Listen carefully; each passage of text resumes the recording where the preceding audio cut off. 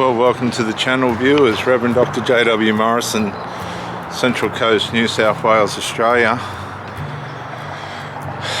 Gosford. Beautiful Gosford. Thank you for coming in and joining me. Some of you may be going through a breakup. It could be very recent. And you could be struggling severely. I do pray for you, along with the war in Israel and all involved there.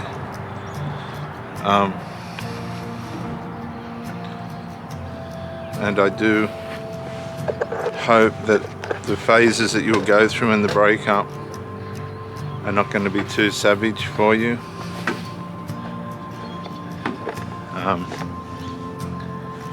Breakups are hard, as we all know.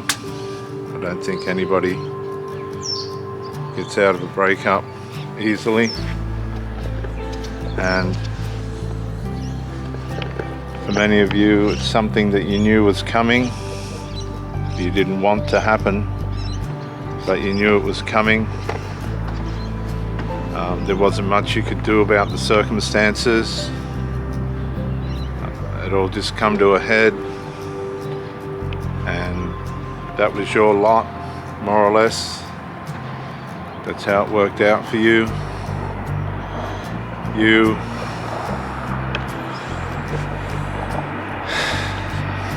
hopefully tried to navigate and discuss and talk about the problems that were in the relationship.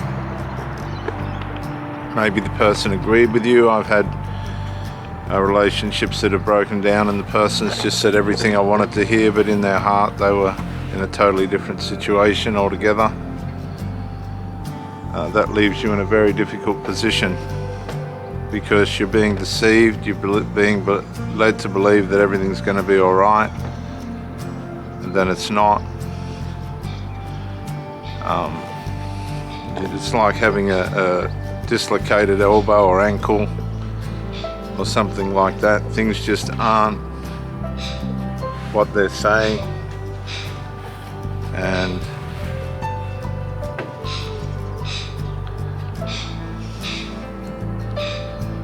you try harder and harder to get resolved, but the person's just, again, they're saying what they think you want to hear, but the resolve is not actually there. They're not going to resolve anything. It's similar to this. You've got a walkway and a broken part of the walkway where you can fall through, and they sort of make out that it's okay, but it's not. It's not okay. It's broken. It needs to be fixed. Some people haven't got the skill to fix the relationship. They haven't got the heart to fix the relationship, and that leaves you in a very complicated situation, because when you first meet someone, there's nothing to fix. Usually you're not going to see underneath the surface at the start. You're not going to be looking for things that may interrupt the relationship. That's called the love bombing stage. And at this point, people, one of three things can happen. One is it can just be a casual encounter at an intimate level. A lot of people get used to this lifestyle, but it only leads to destruction. Another one can be that you're with this person for maybe a week or 2, 3, 4, 3 months or something, and they disappear. They've realized that you're not compatible with them, or you've realized they're not compatible with you. And the other one could be you've decided things are working out all right and you're going to go exclusive. So you start a relationship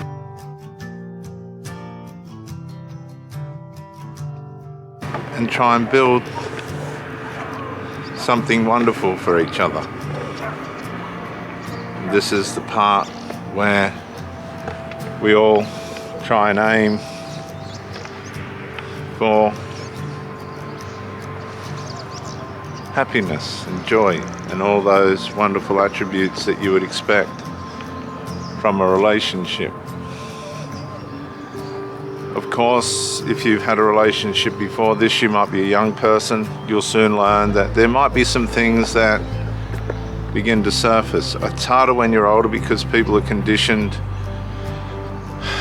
usually to the lifestyle they've had before you come along, and now they're having to sort of deprogram and reprogram at the same time, which is very difficult. So a lot of people don't do the personal work or get the personal understanding and knowledge that's required to create a good relationship.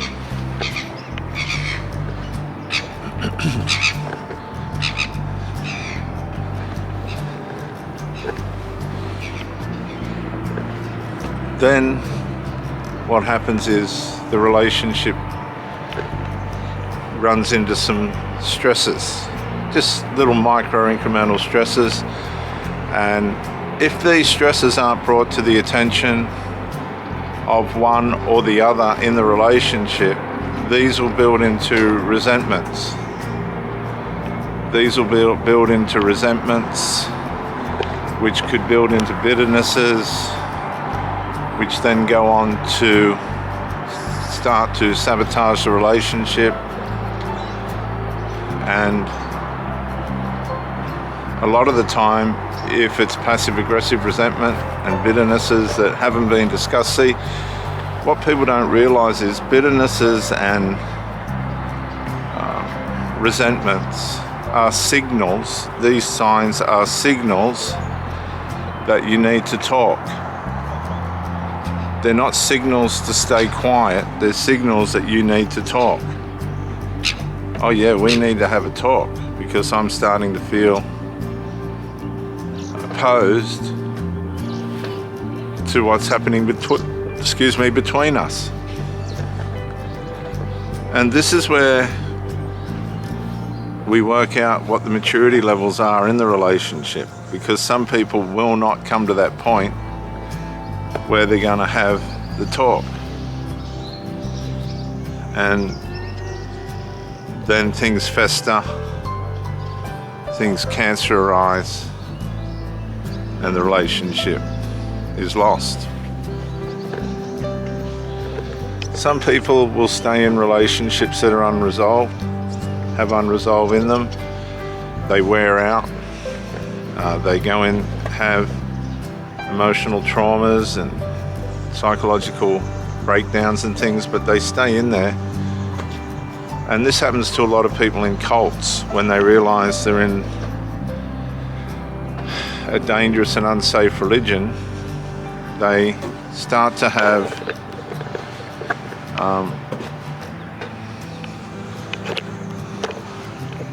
trauma, religious trauma, where they can't find their way out because they might lose family members and things,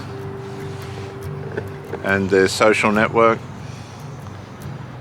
So they are mentally not wanting to be there, but are physically there. They go to the meetings, they go to the conferences and everything else, but they just don't want to be there. And you can tell who these people are. They've just got this look about them, this countenance. But the cult will keep you there. And this happens in relationships. You can have partners and you just see that something's not right. They haven't discussed anything with you. You're trying to, you'll ask, is everything okay? And you'll get a positive reply. But underneath, everything's not okay. Underneath, there could be a whole lot of personal things that person's dealing with. There could be family members that have become opposed to you being around. You could have a different vibration and a different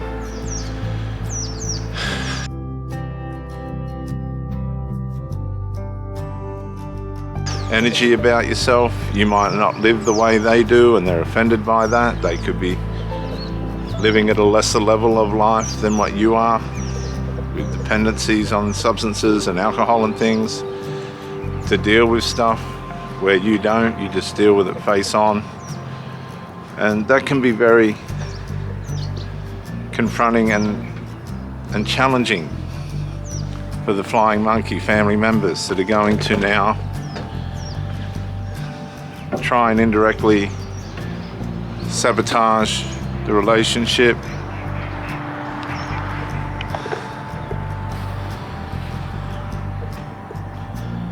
And once the Flying Monkeys start to put their influence onto your partner, it's going to make it very difficult for the partner. The partner will resist at first, but as your resentment builds because the problems aren't being solved, the partner will sense that you're still being intimate. But there's this distance now, emotional distance, there's emotional starvation, there's emotional absence.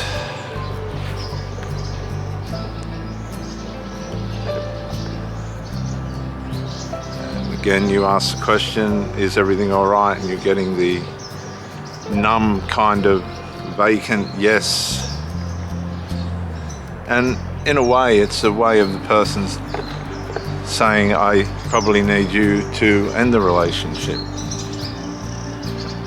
They're not going to. In some cases, they don't end the relationship because they need to leave the relationship as a victim or martyr to be able to reinstate themselves in the family who have opposed the relationship from the start. They can go back and say, well, you were right. That person wasn't what we thought they were. And this conclusion isn't subject to what was actually going on and all the opposition and unresolved. But that's how things work. And they go back to their default and reinstate themselves, and everybody ends up at zero. It was just another high school type dysfunctional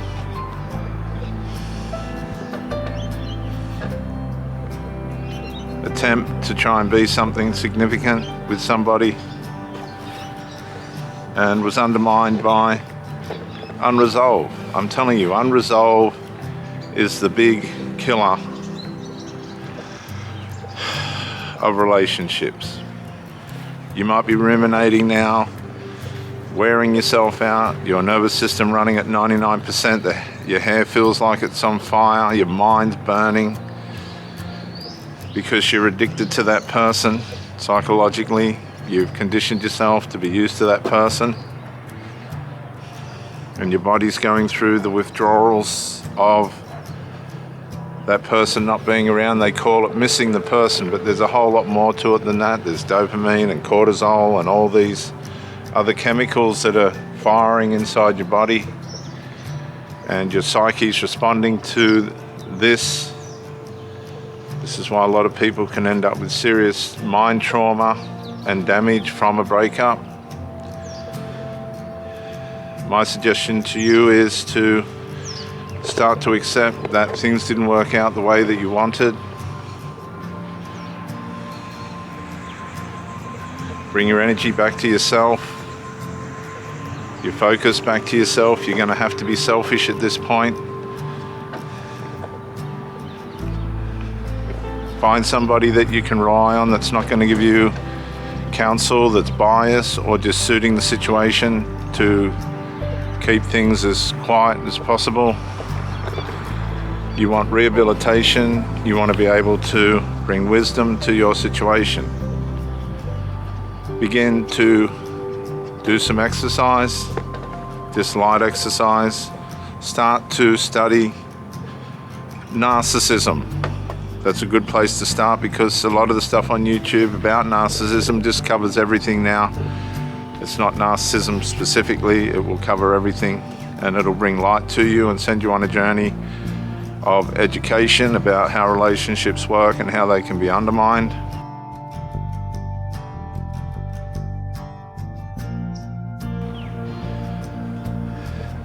Straighten out your diet, begin to look after yourself, turn your diet around. Might be a good opportunity for you to give up smoking, alcohol, and other substances that might be addictions to you that are causing you trouble. It's a good time to totally reset and make a different direction for your life. I don't advise racing out and going to bed with somebody else just to keep up the dopamine supply. This is only going to cause more confusion and bring more trouble and take your focus away from healing. That's what it does. It takes your focus away from understanding yourself, how this has happened, how it got to this point, and why you're going through these things. Another person is not advisable straight away. So self-introspection, exercise, diet, sleep. You need to, because you'll be struggling to sleep. This can turn you to medications and sleep assistant medications. You want to try and avoid that and bring your energy back to yourself and start a sleeping campaign for yourself. You might read on the topics of relationships and self-improvement. This will help you sleep. So will a good diet.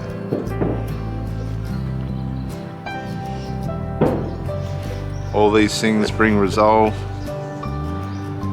where it's necessary within yourself, brings you back to yourself. And it's all about the golden rule. Love does no harm to a neighbor, therefore love is the fulfillment of the law. Love your neighbor as yourself. You have to come back to yourself. You have to reinstate yourself. And that won't happen if you're relying on drugs and, as I said before, alcohol and other mind-altering substances. You might get a script from a doctor for some kind of antidepressant medication. I suggest you use that for as short a time as possible, maybe to get you through the abrasive part of the breakdown, and then start to come off that. Okay, you've got to come back to yourself, right back to who you are, what you're about, what matters to you. Reinstate yourself, reinstate your vision for your life. Be dependent on no one or no thing. You might focus on your work or your career, start some new hobbies, and just let time pass. You will find your way back to yourself, but you must do it without relying on substances and chemicals, things that are not prescribed for the benefit of yourself by a doctor. And this is the problem. Not many people can just depend on themselves. Okay? When you come back to yourself and you've finally arrived at a place where you're at peace with yourself, then you can start looking at what the future might bring for you. A lot of people won't do this. They don't want to make the effort. They don't want to do the work. They just love bomb. A lot of people in these dysfunctional families live continually in the love bombing phase. They emotionally love bomb each other to perk themselves up and to pretend everything's all right through sarcasm, antagonism, silly jokes, and all this thing. They're just continually love bombing each other, but they're not fixing anything. And you'll see them constantly having breakdowns and getting on 1 minute with one another and then complaining the next. One complains to the other. Just goes round in a toxic cycle. But I'll close with this today, viewers. And thank you for coming in to Gosford on the Central Coast, New South Wales, Australia. So just pan around for you. Your mind will ruminate. Allow yourself space. Some exercise, get out in the fresh air and the sun. Even if it's a light walk. At crawl, snail speed, just get out there and start somewhere. Your self-reward system will encourage you to do more. There's a natural reward system inside us that knows what's good for us, and it will signal to you what to do. I've got an ex-girlfriend, she now swims in the pool. She knew I swam in that pool for 50 years. She watched probably and gone, I'm going to do that too. And now she's reaping the benefits of that. She gets along here and walks and all that. Good for her. Your diet, exercise, rest, and education. Don't forget the spiritual part of your life. You might want to go to church, pray, build yourself up spiritually. But all these things are about you coming back to yourself, rehabilitating yourself, and accepting yourself for who you are, while self-improving, self-preservation, and self-care. I have a Christian Foundation course that was written in 1994 with over 120 lessons that take you right through the foundations of the Bible. It's a self-study course. You make the effort, you get the rewards. You'll find the description for this in the description section below at the bottom of the video.